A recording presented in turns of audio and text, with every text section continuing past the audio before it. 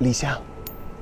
Please watch this video for at least 1 minute before you leave, because this is most real, most unprofessional review of Lixiang L9. Do not expect any professional statistics or testing from this review. I'm just gonna tell you straight away 5 things that are absolutely fantastic about this car and 5 things that I think are stupid and they suck about this car.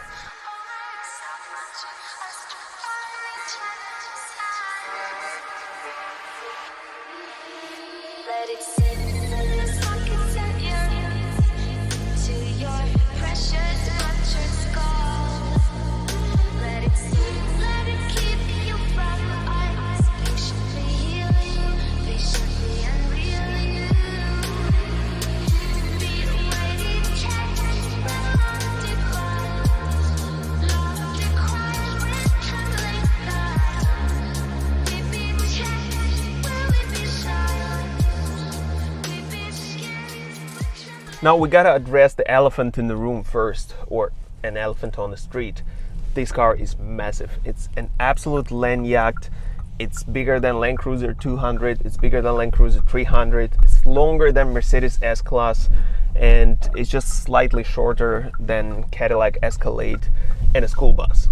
So that's as much as you need to know. Now, despite the size of the vehicle itself, it feels very light and nimble thanks to its electric steering. It's super numb, so nothing like sheer driving pleasure or anything.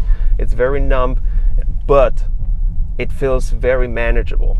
Also, the acceleration of the car, because it's electric car, it's hybrid electric, so the acceleration is very fast. It's 5 seconds something, 0 to 100 kilometers per hour. So you would imagine it takes off real well. Plus, when you go into turn, thanks to the air ride, it supports you really well. There is a body roll, obviously, but it's very manageable for the size of the SUV like this. Last but not least, the brakes give you a lot of confidence. They're not a bad brakes. You can accelerate over 100 kilometers per hour, smash the brakes, car will stop real fast. So the second best thing about this car is the hybrid system. And it's so-called sequential hybrid. So what it actually is, it's an electric car with it's 44.5 kilowatt hour battery. So it's a very small battery for such a big car, but also it has a generator on board. Its propulsion is electric propulsion. So it has electric motor up front, electric motor in the back, and the combustion engine, 1.5 liter turbo engine with 152 horsepower, is just there to generate the electricity and drive that electricity straight into the battery. So you're constantly driving, you're burning gasoline, but you're recharging your battery on a go. And you know, it's possible not to charge this car ever. So it's fine if you never go to charging station. Yes, your gas consumption gonna be a little bit higher, probably between 8.5 to 10 liters per 100 kilometers. But hey, you never have to go to the charging station and you get a whole experience of driving an electric car. But also it has a full electric mode. Now in a full electric mode, you can do over 200 kilometers, but you're never gonna do this, honestly. So if you can do 150 kilometers, it's still great. If you're just doing your regular commute to work and home, pure electric mode is not a problem. Also, a big difference with other hybrids, this sequential hybrid, you don't really feel when it kicks in or it doesn't kick in. It's still, because the NVH of the car is so great, you cannot hear any noise of the engine or even the vibration. There is a vibration, a tiny bit, you can barely hear it or feel it. Like, you have to be super picky to feel it. Now, the infotainment system is also absolutely fantastic. It's extremely fast and responsive. The maps are working perfectly. I can search for Starbucks or anything. It will give me all the directions, no problem whatsoever. Plus, all the multimedia and 3D parking with bunch of cameras and whatnot is also available in Lixiang L9. Unsurprisingly so, of course. All the settings are very similar to the Tesla. Kind of inspired by Tesla, but I think it's a good thing because everything feels very intuitive and natural. And of course it does have a second screen, which I'm not a big fan of, but hey, your co-pilot can adjust the music, play some TV shows, or just turn it off eventually. But I'm a big fan of this little screen on a steering wheel. I think it's a great solution. It shows you basic information about your pure electric range, your gasoline range, your speed, your gear in, and average gas consumption. All the things that you need are on the screen. And I have to admit that HUD is tremendous. It has a bunch of features, including maps, which is very convenient. And it's also one of the brightest and biggest HUDs I've ever seen in my life. Surprisingly, the third row seats are very usable. So even a tall person like myself, I can sit in a third row, no problem. If you make me sit here for 200 kilometers, I'll probably hate it. But if you do it for 50, 60 kilometers, no problem. I'll be more than happy. Plus, I can put my long legs on the knees of another passenger, if that's the case. Or I can sit here. Yeah, whatever, this car keeps talking to me. Or I can sit here and enjoy the Happy Tree Friends TV for my kids. And number 5 great thing about this car is air suspension. The air ride on this car is just so silky smooth. I never experienced anything like this, even in like BMW 7 Series or luxurious cars like this. Hey, this is like butter. This is like driving on top of a thick winter blanket kind of thingy. But also it gives you a lot of support with the body roll, because the air in the bags balances it out when you hitting the steering wheel.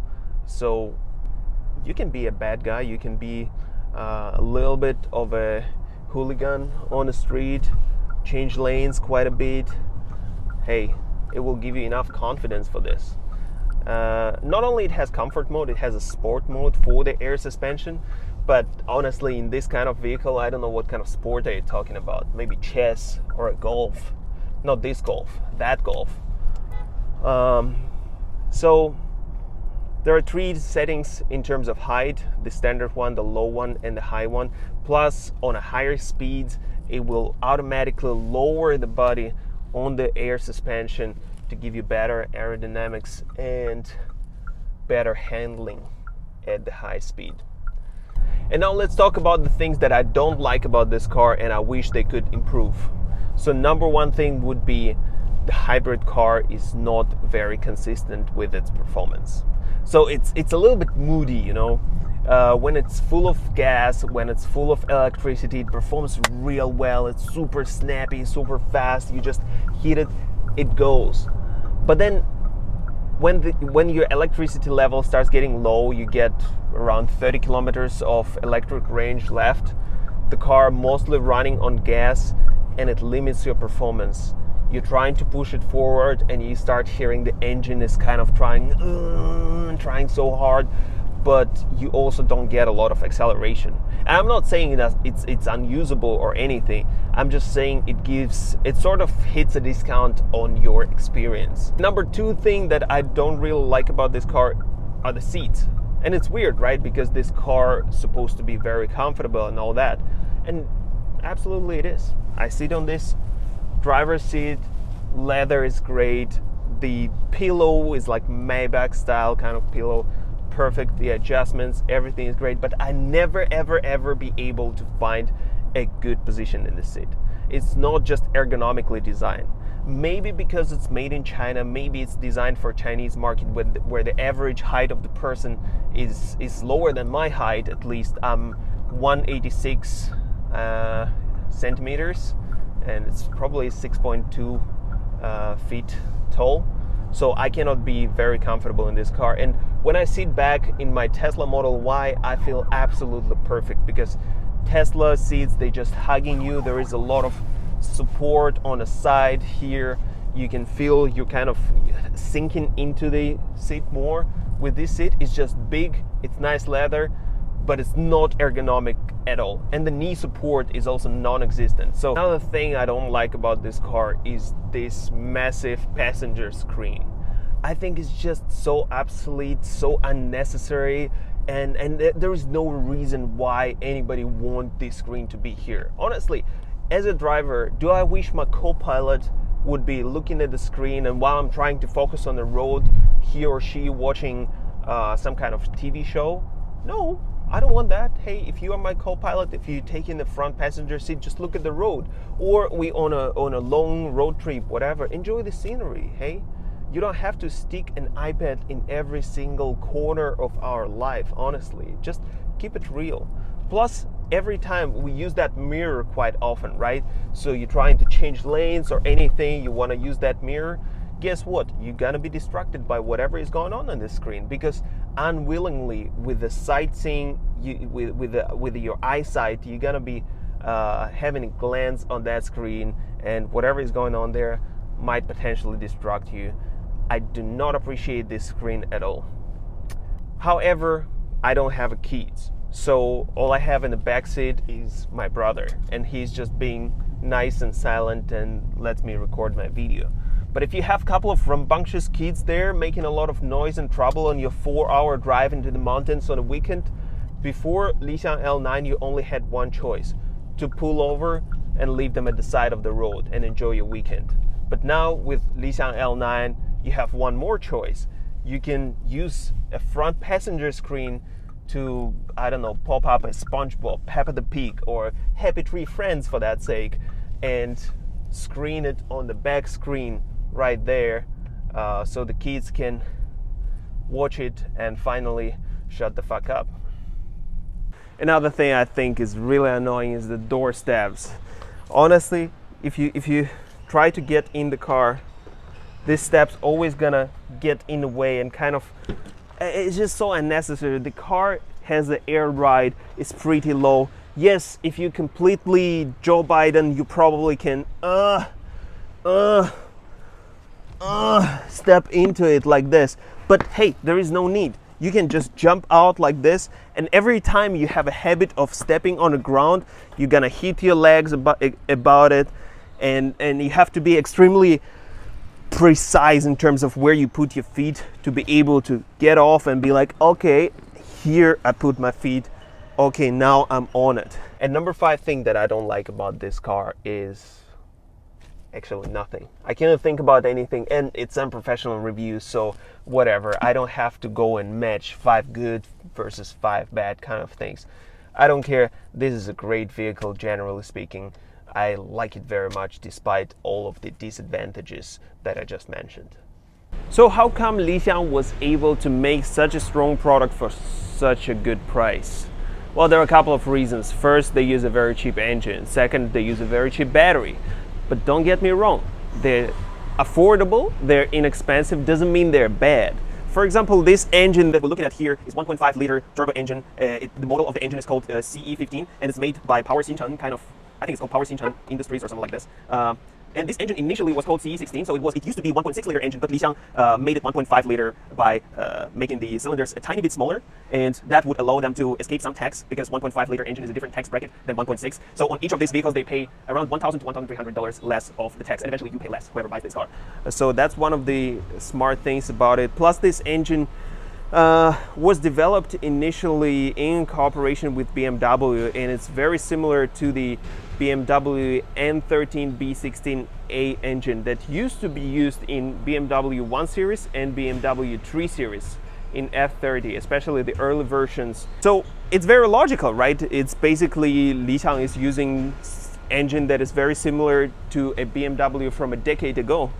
Makes perfect sense. Secondly, the battery itself, it's only 44.5 kilowatt hours battery. Can I have a Gatorade? Gatorade? How do I say that? Gatorade. I like yellow. Yellow, everybody. This video is not sponsored by anybody. So what I was saying, the battery. So the battery is 44.5 kilowatt hours, and it's exactly half of the size of Tesla Model X PD90, I think, that 90 kilowatt hours battery. So it's a battery that is half the size of the Tesla. It's an engine that is 10 years ago of BMW engine. Of course it's very affordable. Of course it's gonna give you a great price, but also what's unbelievable is that it gives you a great experience too. And we're also standing in the middle of the road obstructing the traffic, so do me a favor, please. Get out of here. Get out of here, man. So in the conclusion, would I recommend this car? No. if you like sheer driving pleasure. And no, if you're single. And no, if you're a real man who drives with 2 legs and 3 pedals and a stick shift. And no, if you're poor. And no, if you don't know what the heck is a kilometer and only drive V8 trucks. But yes, if you have a family. And yes, if you have to tolerate your mother-in-law. And yes, if you like comfort over the driving dynamics. And yes, if you do a lot of long trips. And yes, if you have at least 70 grand USD spare in your pocket. And yes, if you want to resell it, because these cars are very hot in China. They're selling over 30,000 units per month for the whole Lixiang brand, including L9, L8, and L7. So it's more than 10,000 units each. Very impressive. So if you want to resell it, definitely consider it. We know how to buy it, how to export it, and how to deliver it right to your place. And my brother David is normally dealing with this, so I'll just drop his contact in the description section and in the comments. But yeah, let me know what you think about this Lixiang L9 thing. Do you think it's worth buying? Do you think it's a good thing or not a good thing? Would you actually love to have this car, or you think it's just a gimmick? I'll see you in the comment section. Hey, by the way, don't forget to subscribe and comment and whatever other YouTubers ask you to do.